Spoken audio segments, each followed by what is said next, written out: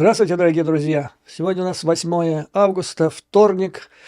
Хочу начать выражение глубокой благодарности вам, моим зрителям, за то, что благосклонно реагируете, отзываетесь на мои просьбы путем подписки на мой канал, путем выражая свое позитивное отношение к тому, что я делаю, через лайки.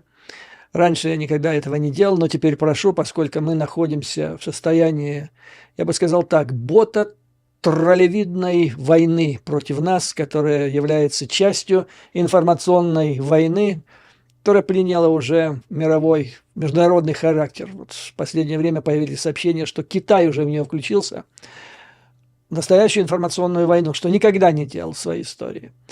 Ну, а тем временем я вам расскажу о последних важных событиях, что сейчас обсуждается в ведущих средствах массовой информации Запада по важнейшим вопросам, которые касаются агрессии России против Украины. Сегодня было опубликовано достаточно большое аналитическое исследование, которое написано было именно как-то аналитическое, а не статья газетная или журнальная, по поводу той ситуации, изменение ситуации, которое произошло в последнее время в акватории Черного моря. А случилось вот что. То есть последнюю буквально неделю, где-то дней 10, Черное море стало местом наибольшего, так сказать, наиболее взрывоопасным с точки зрения России и стран НАТО. Взрывоопасным, потому что ни на одном другом театре военных действий или потенциальном театре военных действий НАТО и Россия не находятся на таком близком расстоянии друг от друга. Но вы знаете, что Черное море омывает 3 страны, берега 3 стран НАТО. Это Турция, Румыния, Болгария. Вообще, нужно сказать, что во времена Холодной войны это был не то, что не самый важный. Он был далеко второстепенный потенциальный театр военных действий. Тогда, помню, когда я служил еще в советской армии, по этому поводу ходила шутка. Северный флот, говорили, Советского Союза, это флот. Тихоокеанский флот – это флот. А Черноморский флот – это чи-флот, чи-не-флот. То есть он такой парадно-исторический был.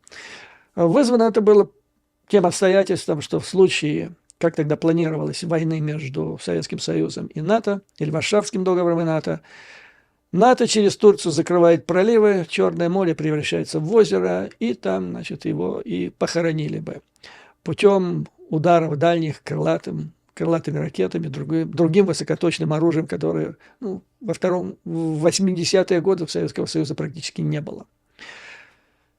С начала агрессии, полномасштабной агрессии России против Украины в феврале прошлого года, Россия тут же предприняла усилия для того, чтобы установить полный контроль над Черным морем. Если вы помните, тогда Россия обстреляла не менее 2 гражданских судов, которые плавали там. Один плавал под флагом Маршалловых островов, другой я уже не помню какой страны. Затем Россия развернула минные поля для того, чтобы отгородить таким образом или заблокировать украинские порты. Ну и учитывая то, что Украины практически не было, да и сейчас по большому счету нет, хотя это парадокс, нету флота, Черноморского флота, Россия считала, что она находится теперь в полном контроле над этой территорией.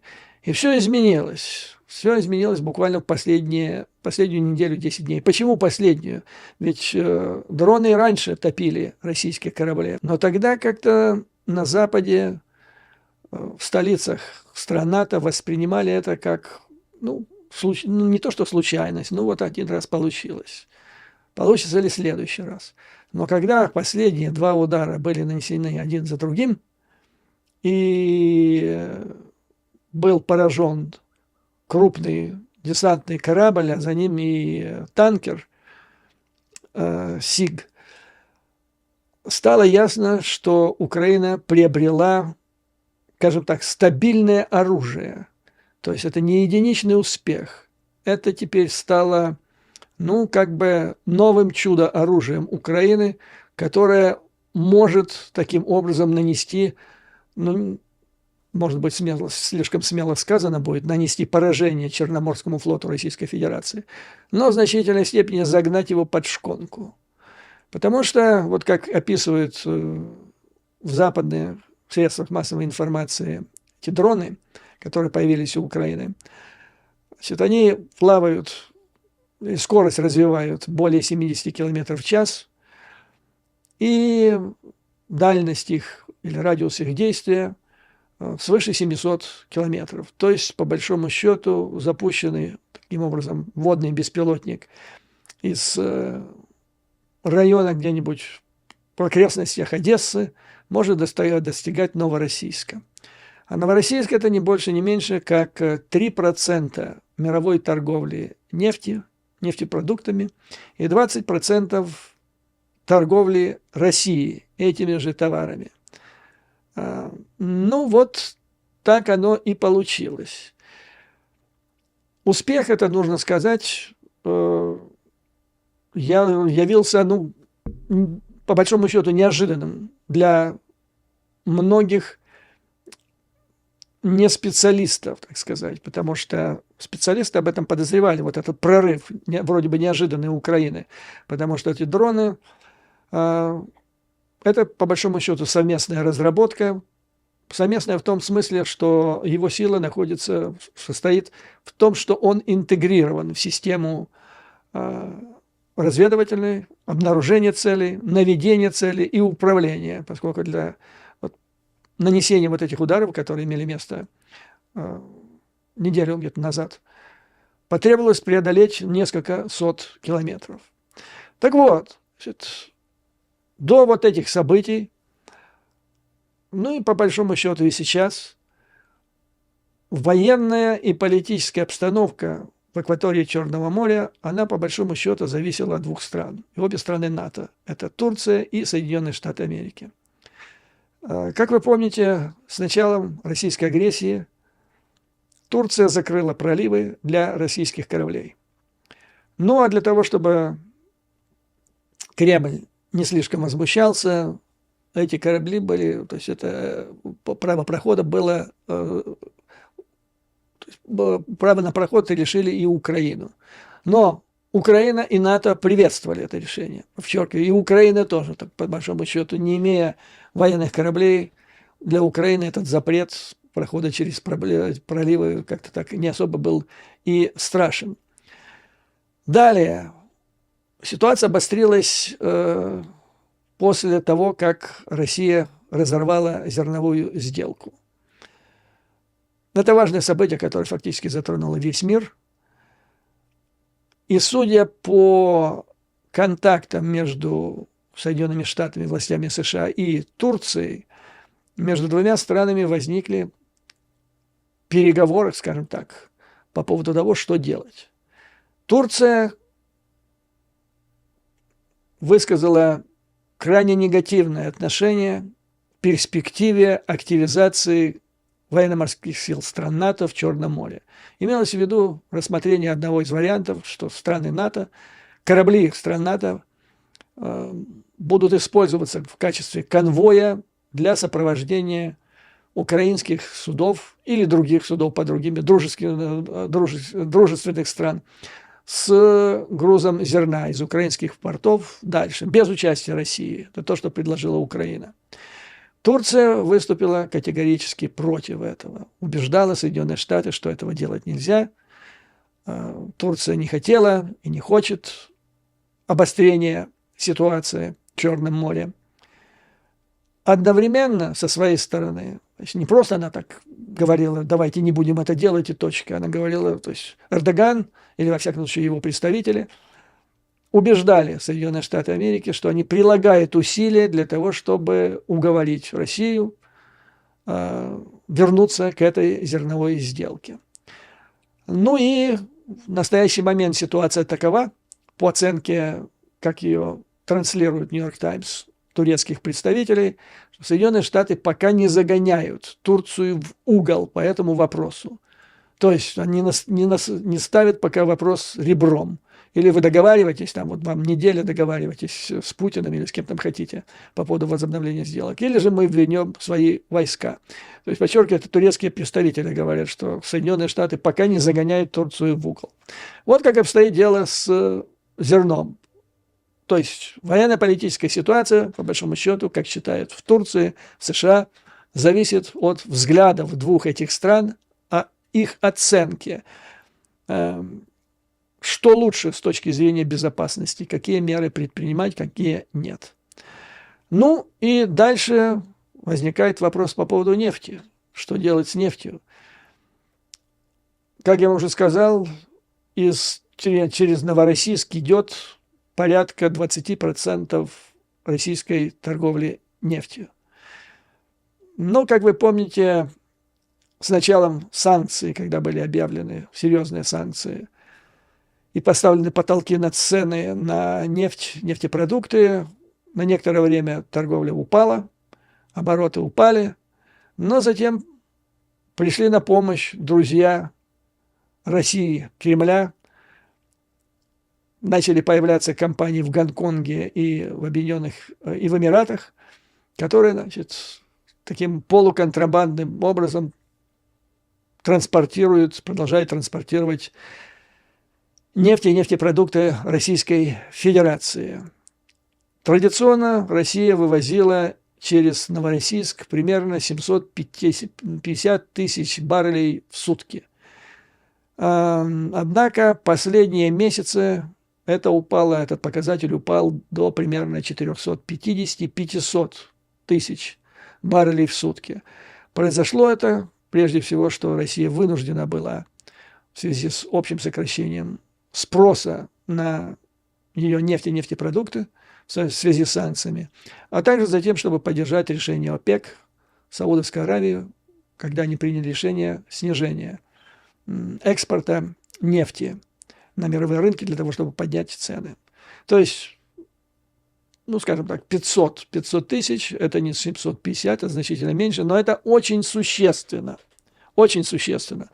По оценке западных экспертов, если Россию лишить возможности экспорта нефти и нефтепродуктов через Новороссийский порт, то это может привести к росту мировых цен на 10-15 долларов за баррель. Сейчас торговля, как вы знаете, ведется где-то, бренд стоит примерно 85%. То есть цена подскочит близко к 100 долларам за баррель, которые, помните, еще в первые месяцы войны, я вам говорил, ссылаясь на американских экспертов, которые говорили, что для того, чтобы помогать Украине, нужно, чтобы экономика держалась на плаву в Штатах и в Европе, а для этого нужна цена не выше 100 долларов за баррель. Ну, то есть, если закрыть новороссийский экспорт оттуда, нефти и нефтепродуктов Российской Федерации, то поднявшаяся цена все равно будет комфортной, на пределе, но все равно комфортной для экономики западных стран. Далее, ссылаясь на контакты между руководством военно-морского флота Украины с Пентагоном, газета отмечает, что цели вот этих атак, которые имели место в последнее время, одна из главных – это причинить экономический ущерб Российской Федерации, желательно на долгосрочной основе, вот в плане запрета транспортировки нефти и нефтепродуктов из Новороссийска. Я не видел и не встречал никаких возражений с американской стороны. В частности, в газете, так, вот сейчас то, что я вам скажу, это я не раскрою ничью тайну, потому что это уже описано в «Нью-Йорк Таймс». Тут возникает вопрос, вот еще какой щепетильный. Как вы помните, мы это обсуждали в самом начале агрессии России против Украины. Соединенные Штаты и остальные союзники по НАТО, выразив готовность помогать Украине, в то же время потребовали, чтобы их оружие не применялось для нанесения ударов по территории Российской Федерации. То есть украинским оружием, пожалуйста, делайте, что хотите с этой Российской Федерацией. Западным оружием не надо, потому что это потенциально Третья мировая война. То есть уже сейчас европейские страны НАТО и Соединенные Штаты, специалисты оценивают, что подошли где-то до такой точки, где где помощь Украине и непосредственная вовлеченность в войну с Россией, значит, становится Запад переходит через эту линию. Что касается ударов в Черном море. Значит, Черное море, объект России на Черном море – это российская территория. И ни европейские страны НАТО, ни Соединенные Штаты, в общем-то, не возражают.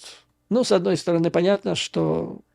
Не то, что понятно, но формально эти дроны плавающие, они произведены Украиной. Это украинское оружие, она имеет право, Украина, наносить удары по любым объектам агрессора. С другой стороны, они являются, эти дроны, интегрированной частью, без которой они значительно теряют свою эффективность. Интеграция в систему разведки, обнаружение цели, затем идет на командный пункт, с командного пункта уже на дроны. То есть, короче говоря, вся эта система обнаружения, целенаведения и управления этим дроном, это все Соединенные Штаты и другие союзники по НАТО. Ну и самолеты там летают для этой цели и так далее.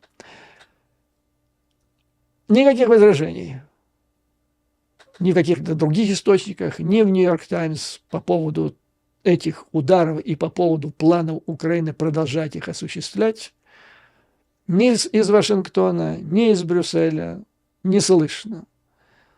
Единственное, что там ожидают, единственное, там ждут, как долго, на какой основе временной Украина сможет наносить эти удары. То есть или это опять одиночные, так сказать, как это было с крейсером «Москва», тогда одиночные, но сейчас сделали дубль. Но остановится ли это на дубле, или же это может проводиться на достаточно длительный период времени? Газета не отвечает на этот вопрос. Из того, что я слышу из своих источников здесь и в Великобритании, у Украины есть, как говорят американцы, capabilities, то есть достаточные мощности для проведения аналогичных операций на достаточно длительный промежуток, на достаточно длительный срок. Ну и будем наблюдать, что из этого получится. Тем временем Турция будет предпринимать усилия по реинкарнации или оживлению этой зерновой сделки.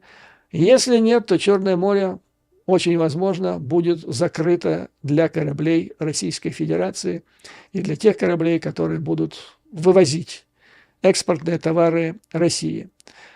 Ну и наблюдаем еще зачем. Россия пригрозилась предпринять враждебные действия против тех кораблей, которые будут заходить и выходить из украинских портов. Если они это сделают, они вылезут из-под шконки, где они сейчас находятся, то есть на расстоянии, где они, как надеются, украинские дроны их не достанут. И таким образом они вновь станут досягаемыми для украинских дальнобойных дронов и других, не только плавающих, но и летающих объектов поражения, ну и, естественно, с естественными негативными последствиями для Российской Федерации. Таким образом, произошло чудо.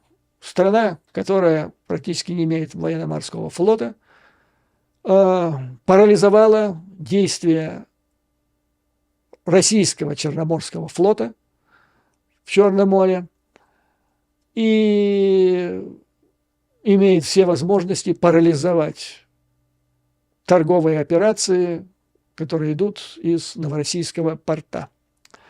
Таким образом, это должно сказаться на экономической ситуации Российской Федерации, Насколько она будет эффективна, покажет время.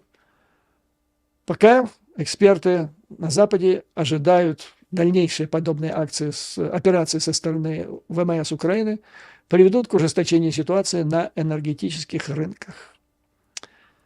Следующий вопрос – это операция российских ВВС, хваленные военно-воздушно-космические силы. Все нормальные страны имеют военно-воздушные силы. И только, по-моему, Российская Федерация имеет воздушно-космические. И как верный пудель Путина космические силы создал Трамп. Но это не воздушно-космические силы, это отдельные космические силы. И тут есть сенс, потому что разработкой космического оружия Соединенные Штаты действительно занимаются, но это отдельно от ВВС.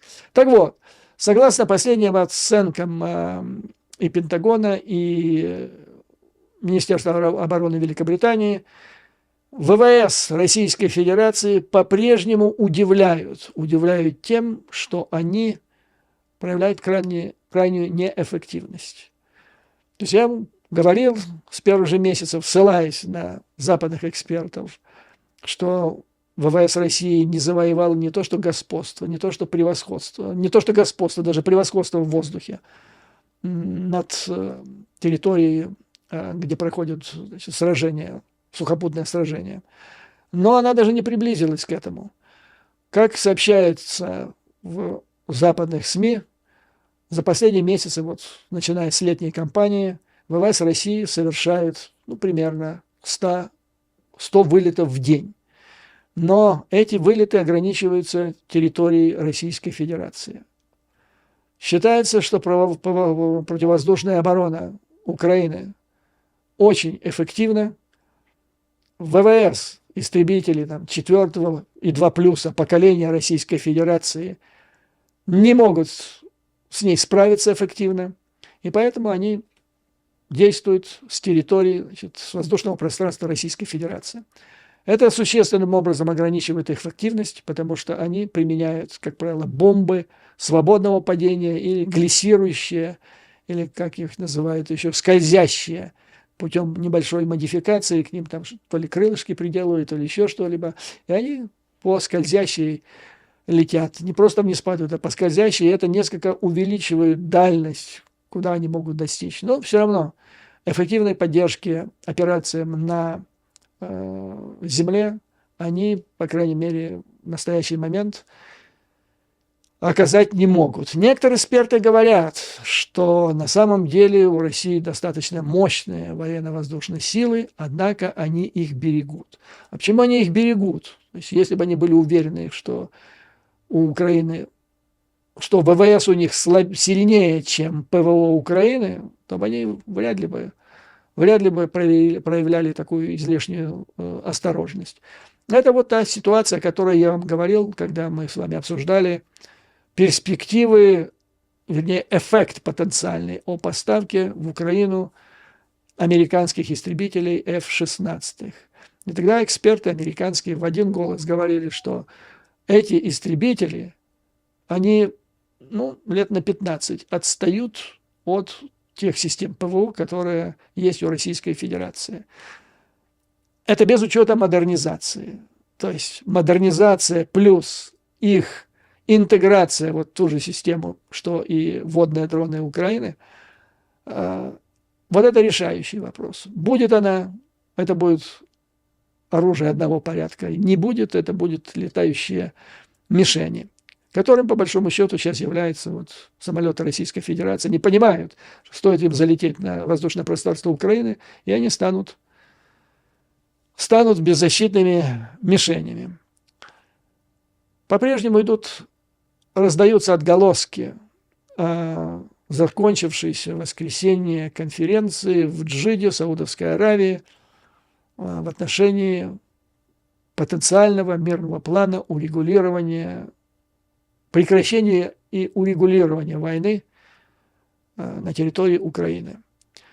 Как и обещал, как обещали России китайские представители, на следующий же день, то есть в понедельник, главный дипломат Китая Ван И позвонил своему не партнеру, а может быть и партнеру, да, они сейчас братья же навеки, Лаврову, и проинформировал его о том, что произошло на этой конференции и о той позиции, которую занимает Китай. Позиция, надо сказать, вот так, как она была изложена в заявлении, официальном заявлении или в официальном изложении этого разговора Министерством иностранных дел Китая, его можно или приветствовать, или проигнорировать. Ну вот смотрите, что они говорят. В отношении украинского кризиса, заявляет Министерство иностранных дел Китая, Китай будет придерживаться независимой, беспристрастной позиции, выступать объективно и рационально, активно содействовать мирным переговорам и стремиться к поиску политического решения на любых международных многосторонних площадках. Ну и как тут возразить? Каждое слово здесь золотое, если имеется в виду его реальное, то есть реальный смысл, а если это каждое слово, каждое определение не используется для прикрытия каких-то потаенных мыслей. Ну, скажем так, в общем, по всем оценкам, я вообще не слышал негативной оценки в отношении того, что это хорошо, что Китай принял участие в этих мероприятиях. Второе. Как сообщается, страны-участники пришли к консенсусу, что урегулирование в Украине должно... Один из двух базовых принципов была территориальная целостность, нерушимость границ. То есть это значит границы 91 года. Второй – устав ООН. Устав ООН – недопустимость применения силы в международном отношении, отказ от этой силы, агрессия, международное преступление. Ну, то есть оба эти принципа вбивают ржавый гвоздь в крышку гроба российской агрессии. Но, с другой стороны, как пояснило Министерство иностранных дел Китая, как говорят китайские эксперты, и как, наверное, сказал товарищ Ван И Лаврову, Китай по-прежнему придерживается своего плана урегулирования из 12 пунктов. Там тоже много хорошего. Кстати, по поводу неприкосновенности, территориальной целостности и суверенитета, там говорится буквально в первом же абзаце. Но там предлагается все начать с прекращения или приостановки огня. Прекращение. И затем идут переговоры. Но это должно произойти без требования предварительного вывода войск Российской Федерации. И вот тут, как думают, предполагают многие западные и, наверное, украинские эксперты, здесь-то может быть и зарыт коварный замысел двух сторон.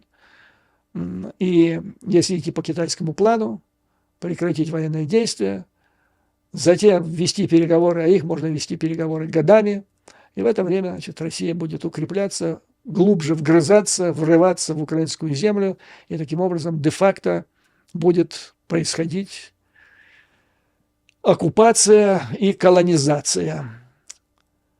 Так что за этими двумя ребятами нужен глаз да глаз, я имею в виду за Пекином и за Москвой. Тем временем происходит такое развитие в китайской экономике, которое дает основание предположить, что, возможно, скоро внешнеполитическим амбициям Пекина придется как-то ужаться, так или иначе. Потому что китайская экономика, ситуация становится все хуже и хуже. Так, по совершенно последним данным ведомства по внешней торговле Китая, таможенных служб Китая, за июль месяц китайский экспорт в другие страны мира рухнул в целом во все страны на 14,5%. Это крупнейшее падение с 2020 года, когда вот бушевал ковид, были ограничения, экономика фактически замерла. И вот теперь второй раз. То есть она вроде бы начала оживать с апреля прошлого года, послышались бравурные звуки из Пекина, но потом в октябре все вернулось на круги своя, а сейчас еще хуже. Если брать вот эти 14,5%, за счет чего? То есть с Россией там все нормально развивается и даже растет. Но так получается, что торговля с Россией, она никак не компенсирует Китаю потерю рынков на Западе, прежде всего в Соединенных Штатах. Так вот, на Западе вот есть 14,5% всего, а падение экспорта в страны Запада 20%. Почему произошло? Ну, когда начали выходить из ковида, так потихоньку. Структура закупок, покупок американского населения, а розничная торговля в Соединенных Штатах же, ну вот еще где-то год назад составляла чуть ли не 25%, 25-30 примерно процентов. Поэтому «Черная пятница» на нее традиционно обращает такое огромное влияние, сколько она принесла, сколько люди потратили. Так вот, значит, американцы на исходе ковида перестроили свои приоритеты в покупках и начали меньше покупать мебели, гаджетов электронных, то есть всего того, что поступает из Китая. Народ пошел по ресторанам после долгих месяцев сидения в заперти в ходе ковида. Пошел по ресторанам, барам и пошел на всевозможные развлечения. Это был первый удар по китайскому экспорту в США. А второй, он был вызван российской агрессией и той позицией, которая, скажем так, двуличной, нечеткой, которую занял Китай. Ну и дальше там пошло обострение, Соединенные Штаты ввели квоты, ограничили возможность экспорта в Китай микрочипов. Многие компании начали западные уходить из Китая, передислоцироваться в те же самые Соединенные Штаты Америки. Короче говоря, вот такая ситуация. Но это не только там касается экспорта, это еще и внутриэкономическая, общая экономическая ситуация в Китае. Там эта проблема, которую вы уже 1000 раз, наверное, слышали, проблема с пузырем в строительной индустрии Китая, которая назрела еще до более года назад, 2 года как минимум назад, она никуда не делась, и она, наоборот, обостряется. Подводя итоги вот этого всего, этой всей ситуации, эксперты говорят о том, что в стране, что Китай находится на грани дефляции. Дефляция может быть страшным событием, хуже, чем инфляция. Напомню, что инфляция – это рост цен, дефляция – это снижение цен. Казалось бы, радуйся, беги в магазины и покупай. Но на самом деле дефляция, как правило, она возникает тогда, когда настроение в экономике страны нехорошее, народ начинает беречь деньги, меньше их тратить, держать их во всевозможных кубышках. Поскольку снижается таким образом спрос, производители для того, чтобы продать уже произведенный товар, вынуждены снижать цены. Начинают снижать цены. Народ смотрит, цены снижаются и думает, а что я буду сегодня покупать, если идет снижение цены? Подожду еще недельку, вторую, а потом месяц, второй подожду. И таким образом вот происходит это замедление, опасное снижение экономического развития страны. Поэтому, как пишут западные аналитики, а это, кстати, эту цитату я взял из Wall Street Journal, это очень плохая новость, то есть падение экспорта за июль месяц. Это еще одна плохая новость для китайских политиков в надежде на ускорение экономического роста в 3-м квартале. То есть 1-й, 2-й было нехти. Надеялись на 3-й. Теперь оказывается, что и на 3-й надежды никакой. И дальше общий вывод. Это будет долгий путь назад. Или это будет падение вниз, долговременное для Китая.